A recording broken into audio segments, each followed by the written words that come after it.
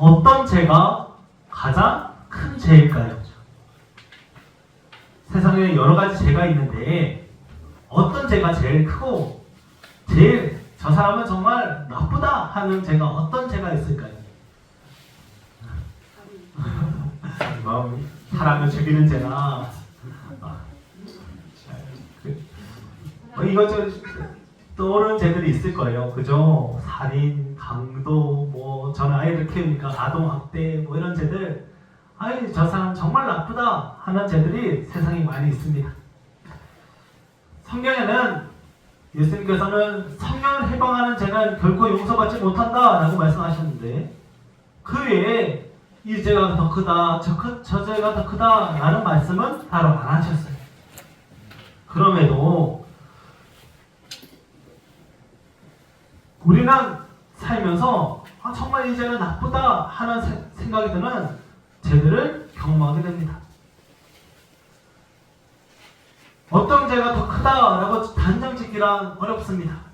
그럼에도 수많은 죄 중에 죄의 뿌리가 되고 근원이 되는 죄가 있기 마련입니다. 기독교 전통에서는 이처럼 뿌리가 되는 죄, 그것이 이유가 되어서 뿌리가 되고 근원이 되어서 다른 죄를 짓게 하는 7가지 죄를 이야기합니다. 이것을 7죄종이라고 말합니다. 7가지 죄의 근원이라는 뜻입니다. 이는 그 자체가 죄이면서 동시에 사람이 자기 자신의 뜻에 따라 지은 모든 죄의 근원이 되는 7가지 죄를 의미합니다. 여기에 제가 7가지 죄를 적어놓았는데요. 여기에 허용 대신 원래는 탐식이 들어갑니다. 그런데 이거 탐식 대신 허용을 넣고 이것도 7가지 죄이지만 전통에 따라 또 말씀에 따라 분류하기는 다릅니다. 이는 죄의 근원이 되고 그 자체가 죄가 되어 다른 죄를 불러일으키는 죄입니다. 그래서 이것을 정해놓고 이것과 싸우는 죄와 싸우는 전통을 이어가고 있습니다. 그런데 이 중에 첫 번째가 바로 교만입니다. 기독교 신앙의 스승들은 교만을 정의하기를 근본적인 악덕, 최대 악은 교만입니다. 교만은 다른 모든 악덕으로 이어집니다. 교만은 철저히 반하나님적인 마음 상태입니다 라고 말합니다. 그러니까 7죄종의 그리고 모든 악의 시작은 교만이며 모든 악의 정점에 교만이 있습니다. 7죄종은 그 이전에 8가지 악한 사상이라는 교부의 정의에서부터 시작되었는데 거기에서도 가장 마지막에 가장 큰 죄로 교만을 이야기합니다.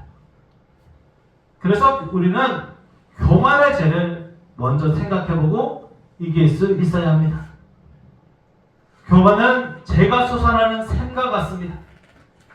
주님을 떠나는 순간 교만의 샘은 마르지 않고 차고 넘쳐서 교만했던 샘을 떠나거나 버리지 않으면 누구나 죄악으로 가득 차게 됩니다.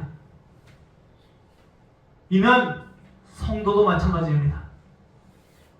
하나님이랑 가까운 사람이라도 교만의 죄에 빠질 수 있습니다. 주님을 믿지 않는 자들은 하나님을 완전히 잊어버리고 하나님의 자리에 앉아서 자기 마음대로 죄짓고 살아갑니다. 교만해지는 순간 다른 죄로 이어집니다. 그러므로 믿음이 있는 우리도 교만에 빠지지 않도록 늘 조심해야 합니다.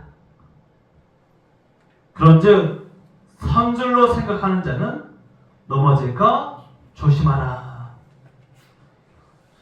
사도 바울의 이러한 진심 어린 총구에 귀 기울이시기 바랍니다.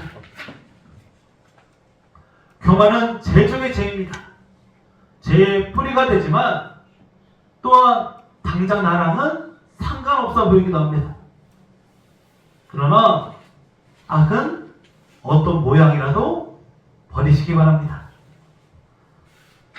그리고 그 자리를 우리가 교만의 자리를 비워버리고 무엇으로 그 자리를 채울 수 있을지를 고민해 보아야 합니다. 오늘 말씀을 통해 교만의 자리를 이기고 오직 예수로 살아가서 예수로 약해지고 예수로 강해지는 사순절을 보내시기를 소망하고 축복합니다.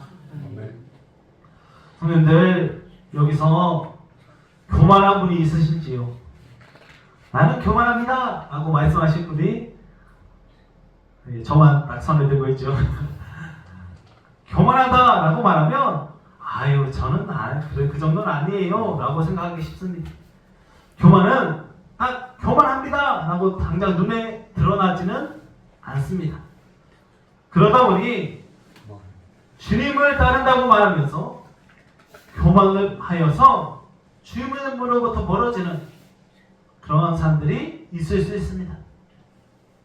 신앙에 매진하고 살고 신앙이 전부인 삶을 살아가지만 마귀에게 속아서 어느 순간 교만에 빠질 수도 있습니다. 우리가 신약 성경에서 교만하면 떠오르는 사람이 있습니다. 바로 바리새인들입니다. 바리새인들은 하나님으로만 살았던 사람들입니다. 율법을 철저히 지켰습니다.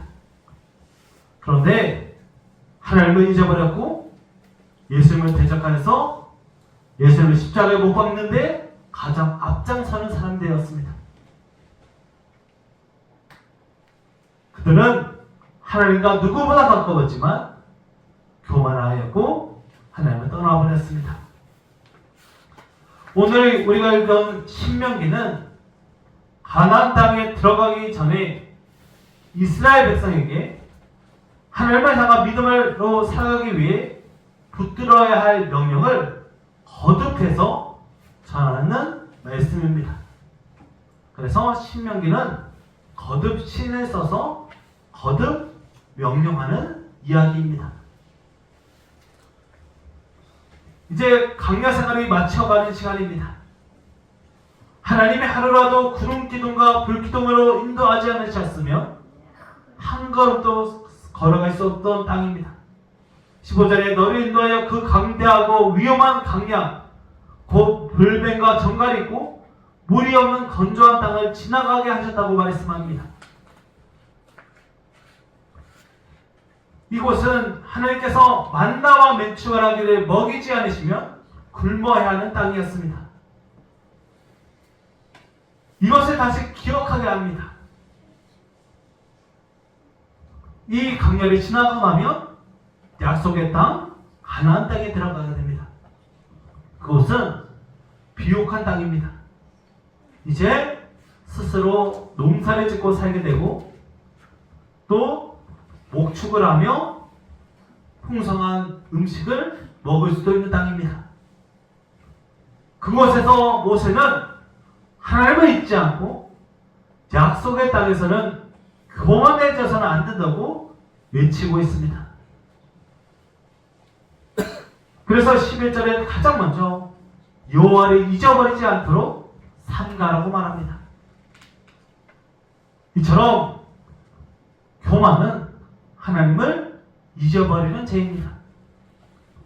우리도 하나님을 잊고 살아갈 수 있습니다. 지난 한 주간 하나님 생각을 얼마나 하셨는지요? 일주일 동안, 아니 지금 3월 9일인데 3월이 시작하고 나서 하나님 생각 얼마나 하셨습니까? 오로지 내 일, 내 가족, 내가 살아가는 그 무엇인가를 생각하느라 하나님을 잊고 살아가지는 않으셨는지요? 그래서 내 뜻대로 살았는지 하나님 뜻대로 살았는지를 생각해보면 내가 얼마나 교만했는지 하나님을 잊고 살았는지를 생각해 볼 수 있습니다. 그래서 기독교 소설가인 C.S. 루이스는 결국은 두 종류의 사람들밖에 없다. 하나님께 당신 뜻대로 하소서라고 말하는 사람들과 하나님으로부터 내 뜻대로 하라는 말을 듣는 사람들이다 라고 말합니다. 나는 누구 뜻대로 살았습니까? 무엇을 생각하며 사셨습니까? 하나님을 잊고 살아가니 내 마음대로 살아갑니다. 하나님을 잊으니 하나님이 주신 은혜도 잊어버립니다. 그리고 감사가 사라지고 마음이 메말라버립니다. 오늘 본문 12절에서 14절 말씀을 세번역 성경으로 보면 이렇습니다. 당신들이 배불리 먹으며 좋은 집을 짓고 거기에 살지라도 또 당신들의 소와 양이 번성하고 은과 금이 많아져서 당신들의 재산이 늘어날지라도 혹시라도 교만한 마음이 생겨서 당신들이 이집트 땅 종살이 하던 집에서 이끌어내 내신 주 당신들의 하나님을 잊어버리는 일이 없도록 하십시오 라고 말합니다. 삶의 평안과 한통이 가득할 때에 하나님께 감사하는 사람들이 있습니다. 그런데 반대로 하나님을 잊어버리는 사람들도 있습니다. 먹고 살만 하니까, 삶에 별 문제가 없으니까, 그냥 평안하니까 하나님을 잊어버립니다. 그 순간 감사가 사라집니다. 그리고 가진 것에 만족하며 하나님을 잊는 순간 교만에 빠지게 됩니다. 교만에 빠지면 더 이상 하나님을 의지하지 않습니다. 기도하지 않아도 살만하고 찬양하지 않아도 기쁘다고 생각하는 순간 더 이상 하나님을 의지하지 않고 감사하지 않고 내 마음대로 살아갑니다. 이것이 바로 교만입니다. 하나님을 사랑한다고 말하며 하나님을 의지하지 않고 하나님의 은혜로 산다고 말하면서 감사하지 않는다면 교만의 죄에 빠진 것입니다. 지난 내 삶을 돌아보시기 바랍니다. 얼마나 하나님을 생각하며 사셨습니까? 감사하셨습니까? 교만의 죄에 빠지지 않도록 우리를 사랑하시고 은혜의 죄를 인도하신 하나님을 기억하며 교만의 죄를 이기시기를 소망합니다. 하나님을 잊고 사는 사람은 자신의 힘으로 모든 일을 이루었다고 생각하며 살아갑니다. 그리고 지금까지 이룬 모든 일도 자신의 능력이었다고 착각합니다. 그래서 17절에 그러나 내가 마음에 이르기를 내 능력과 내 손의 힘으로 내가 이 재물을 얻었다 말할 것이라는 말씀처럼 내 능력으로 내 손의 힘으로 모든 성공과 행복을 이루었다고 말할 수 있습니다. 결국 교만은 자기의 영광을 취하는 것이고 자기 자신을 숭배하는 죄입니다. 그리고 자기의 힘을 가시하면서 다른 사람보다 내가 낫다고 여깁니다. 아니 그래도 내가 저 사람보다 낫지. 또 흉악한 죄를 저지른 사람 보면 아유 저 사람은 정말 나쁘구나. 나는 저렇지는 않다. 라고 생각하면서 아유 저 사람보다는 내가 나으니까 나는 괜찮은 사람이야 라고 생각하는 순간 교만에 빠지게 됩니다. 또 자신이 없으면 일이 안 된다고 생각합니다. 아, 저 일은 나 아니면 안 돼. 아유, 나 없이 저거 어떻게 해? 꼭 내가 있어야 해. 라고 생각하는 순간 교만에 빠질 수 있습니다. 저도 이런 교만에 빠진 기억이 있습니다. 제가 이제 군대 가기 전에 제가 본교회인 대구의 남문교회에서 사역을 했습니다. 그때 아동부 전도사를 사역을 했는데 또 제 동갑인 제 친구 전도사님이 한 분 계셨어요.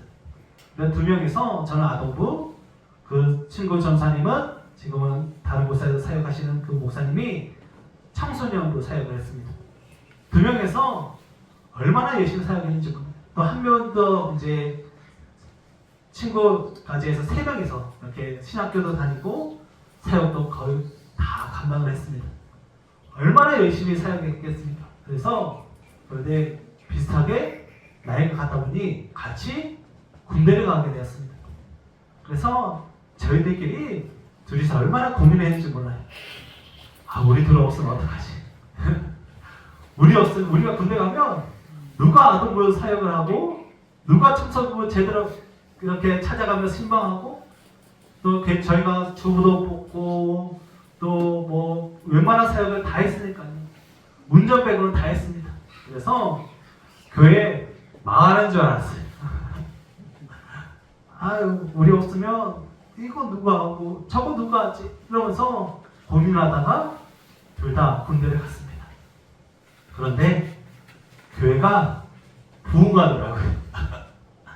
저희 없으면 교회 망할 줄 알았는데 하나님이 그 자리에 누군가를 세우시고 누군가를 인도하시고 그 자리를 채워가는 것을 경험했습니다. 교회 망하는 줄 알았는데 저만 망하더라고요. 제 영적인 상태만 문제가 되지 교회는 하나님께서 책임지시더라고요. 자기를 과시하고 자기를 자랑하며 자기가 전부라고 생각하는 순간 교만에 빠집니다. 그러나 기억하시기 바랍니다. 모든 것이 하나님의 은혜입니다. 하나님이 주신 권세이며 능력입니다. 사람의 힘으로 사람을 구원할 수도 전쟁에서 승리할 수도 없습니다. 그러므로 자기를 자랑하거나 자기를 내세우려는 모든 시도를 멈추시기 바랍니다. 내가 없어도 그 자리는 하나님이 채우십니다. 내가 있는 그 자리는 하나님의 은혜입니다. 반대로 자기를 지나치게 연민하는 마음도 교만일 수 있습니다. 자기 연민은 자기가 인정받지 못했다는 마음에서 나옵니다. 자기가 높아져야 하는데 높아지지 못하니 자신을 불쌍히 여깁니다.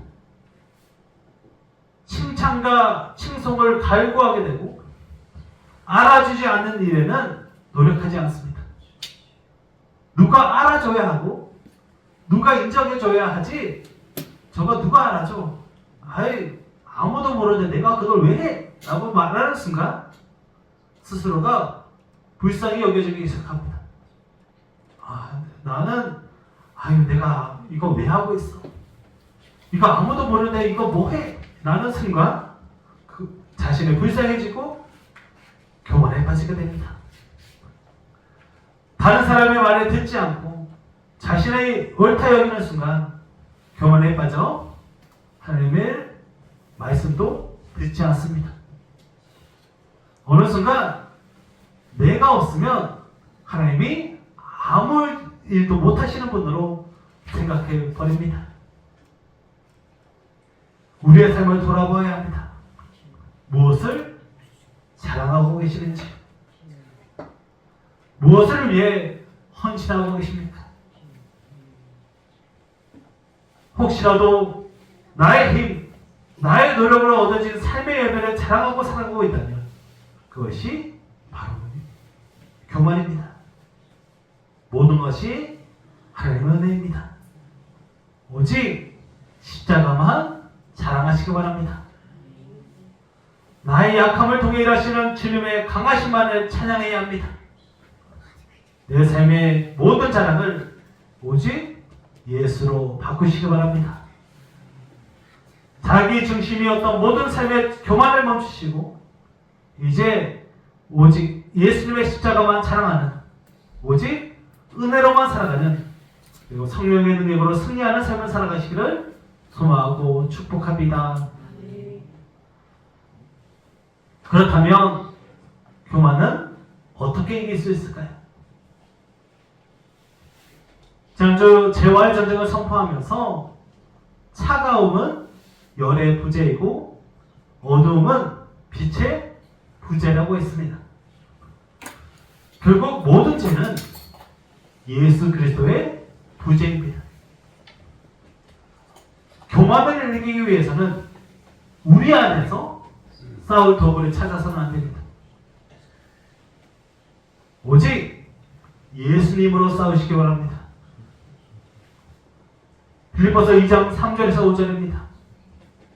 아무 일에든지 다툼이나 허영으로 하지 말고 오직 겸손한 마음으로 각각 자기보다 남을 낮게 여기고 각각 자기를 돌볼 뿐더러 또한 각각 다른 사람들의 일을 돌봐 나의 기쁨을 충만하게 하라. 너희 안에 이 마음을 품으라. 곧 그리스도의 예수의 마음이니. 그러랴. 교만은 내가 다른 사람보다 조금이라도 낫다고 여기는 순간, 내가 하나님의 자리를 대신하려는 순간 생기는 재앙입니다. 그러므로 말씀을 붙잡으시기 바랍니다. 예수를 바라보시기 바랍니다. 늘 우리의 삶의 기준은 예수 그리스도의 마음이어야 합니다. 예수님을 기억하고 예수님의 마음으로 나아갈 때 교만을 이길 수 있습니다. 오늘 본문 18절에서도 모세는 내 하나님 여호와를 기억하라고 했습니다. 예수님도 성찬을 베푸시면서 나를 기억하고 기념하라고 하셨습니다. 이는 한번 기억하고 끝내라는 말이 아니라 어제도 오늘도 내일도 늘 기억하라는 강력한 명령입니다. 예수님을 마음을 품며 겸손의 삶을 사는 삶도 한 번 살고 끝나는 것이 아니라 어제 오늘 내일 영원토록 이어가야 합니다. 이러한 삶을 살 때에 하나님을 잊어버리고 자기를 자랑하며 내세우는 교만을 이길 수 있습니다. 그러므로 우리는 예수님을 기억하고 겸손하며 낮아질 때 교만을 이길 수 있습니다. 청교도 신학자 존 오웨이는 신자 안에 내재하는 재난에서 겸손하기 위해 살펴야 할 두 가지를 언급합니다. 하나는 하나님에 대한 적절한 성찰이고 다른 하나는 우리 자신에 대한 적절한 파악입니다. 하나님의 말씀을 가까이 하고 말씀을 통해 예수님의 마음을 우리의 마음에 새기고 오직 겸손으로 교만을 이기시기 바랍니다. 겸손한 사람은 감사하는 사람입니다. 겸손한 사람은 은혜를 기억하는 사람입니다. 겸손한 사람은 내가 누구인지 아는 사람입니다. 그러므로 겸손한 성도는 하나님의 사랑을 기억하고 십자가 은혜를 마음에 새겨서 늘 감사하는 사람입니다. 사순절을 보내고 있습니다. 우리가 사순절 첫날에 제수요일, 성의 수요일로 사순절을 시작합니다. 묵상제를 보신 분들은 아시겠지만 우리는 흙에서 와서 흙으로 돌아가는 사람들입니다. 우리는 흙에 불과하다는 것을 기억하며 오직 은혜로만 살 수 있음을 마음에 새겨야 합니다. 야고보서 4장 6절을 보니 하나님이 겸손한 자에게 은혜를 주신다고 말합니다. 여기에서 겸손이라는 단어가 오늘로 보니 휴밀리타스인데 이 이는 땅, 흙이라는 휴무스라는 말에서 나왔습니다. 우리가 흙이라는 것을 기억할 때 겸손할 수 있습니다. 우리는 흙에서 와서 흙으로 돌아가는 인생입니다. 그런 우리의 인생을 위해 예수님이 이 땅에 오셨습니다. 그리고 우리에게 영생을 허락해 주셨습니다. 오직 예수입니다. 이제 예수님으로만 살아가시기 바랍니다. 그래야 겸손을 붙잡고 교만을 이길 수 있습니다. 그리스도 예수의 마음인 겸손을 품고 교만을 이기는 우리 모두에게는 늘 예수님으로 살아가시기를 소망하고 축복합니다. 겸손으로 살기 쉽지 않은 세상입니다. 교만한 자들이 승승장구하고 세상에서는 교만이 자신감이라는 이름으로 포장하여서 사람들을 현혹합니다. 겸손하게 사는 사람을 어리석은 바보로 취급하기까지 합니다. 겸손함으로 예수님을 믿음으로 불이익을 당하기도 합니다. 또 억울한 상을 겪을 수도 있습니다. 그러나 기억하시기 바랍니다. 고난 끝에 주님의 인도하심이 있고 겸손한 자를 하나님이 높여주십니다. 고난을 유익으로 바꾸시고 상황을 역전시키시며 놀라운 승리를 하나님이 반드시 주십니다. 그러므로 패망의 선봉이 되고 넘어짐의 앞잡이가 되는 교만을 이기시기 바랍니다. 예수 그리스도의 마음인 겸손을 보고 나아간 자에게 하늘의 승리가 약속되어 있습니다. 베드로전서 5장 5절에서 6절입니다. 젊은 자들아 이와 같이 청년들에게 순종하고 다 서로 겸손으로 허리를 동이라. 하나님은 교만한 자를 대적하시되 겸손한 자들에게는 은혜를 주시느니라. 그러므로 하나님의 능하신 선 아래에서 겸손하라. 때가 되면 너희를 높이시리라. 오직 예수 그리스도의 마음으로 겸손하셔서 교만의 죄를 이기시고 나를 믿는 자신감이 아니라 주님을 믿는 주신감으로 살아가는 겸손한 우리 모두에게를 소망하고 축복합니다. 그러기 위해 우리가 지금 사순절을 보내고 있습니다. 겸손한 자는 내 뜻대로가 아니라 주 뜻대로 사는 사람들입니다. 그러기 위해 말씀을 붙잡으시기 바랍니다. 말씀 없이 살아갈 방법이 없습니다. 내 생각이 앞서는 순간 모든 것이 무너지게 됩니다. 날마다 묵상책을 읽으시고 말씀 가운데 낮아지시기 바랍니다. 특별히 사순절 특별 새벽기도에 도전합니다. 그리고 매일매일 말씀 가운데 거하시기 바랍니다. 하루에 한 말씀만 붙잡아도 하루를 견딜 수 있습니다. 날마다 말씀 가운데 거하시기 바랍니다. 또한 교만의 죄를 이기기 위해서는 나 자신이 아니라 하나님을 찬양하고 감사해야 합니다. 이번 한 주간 찬송가 212장을 도전합니다. 오늘 우리가 봉헌 시간에 불렀던 겸손히 주를 섬길 때라는 찬송을 날마다 부르시면서 겸손히 주를 섬길 때 외롭고 힘든 순간도 있지만 찬송하는 자에게 주시는 예수님의 은혜와 사랑을 누리며 살아가시기 바랍니다. 마지막으로 그러므로 겸손하셔야 합니다. 자신을 칭찬하고 자랑하는 순간 교만하게 됩니다. 겸손은 나보다 남을 낮게 여기고 자기를 칭찬하지 않고 남을 칭찬하는 모습입니다. 이번 한 주간은 하루 세 사람에게는 꼭 칭찬하시기 바랍니다. 그래서 눈에 보이는 외모뿐만 아니라 그 사람이 하는 모습들, 그 사람의 아름다움을 보며 칭찬해 보시기 바랍니다. 그렇게 칭찬할 때 삶이 바뀔 수 있습니다. 우리 옆에 분에게 한번 칭찬해 볼까요? 예수님 같으십니다. 예수님 닮으셨습니다. 꼭 예수님 같으십니다.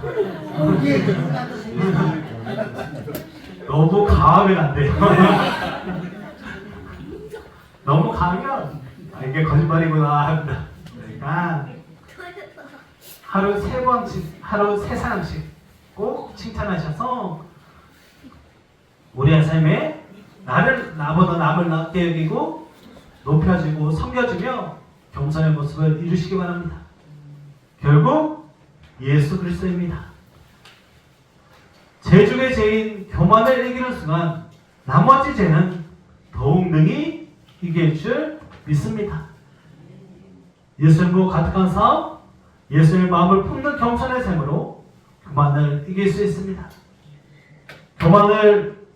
예수님을 이겨서 날로 나는 약해지지만 강해지는 사순절을 보내시기를, 날마다 재앙의 싸움에서 승리하는 우리 모두 되기를 소망하고 축복합니다. 기도하겠습니다. 사랑과 지가 원하신 아버지 하나님, 죄와의 싸움을 선포하며 우리 교만의 죄부터 오늘 마음을 새겨보았습니다. 하나님, 우리는 얼마나 하나님 생각하며 살았습니까? 우리는 무엇을 자랑하며 살았습니까? 자녀 자랑, 건강 자랑, 돈 자랑, 또 무엇인가 자랑하는 순간 하나님은 사라지게 됩니다. 모든 것이 하나님의 은혜입니다. 모든 것이 하나님으로부터 왔습니다. 모든 것이 주님의 것입니다. 너나 흙이니 흙으로 돌아갈지어다. 우리가 흙이었음을 기억하며 늘 겸손하게 살아가는 우리 모두 되게 하여 주시옵소서. 그래서 오직 예수로 살게 하시고 나보다 남을 낮게 여기고 다른 사람을 섬기며 예수 그리스도의 마음으로 살아가는 우리 모두 되게 하여 주시옵소서. 늘 함께 주님을 기대하며 우리 주 예수 그리스도의 이름으로 간절히 기도하옵나이다. 아멘.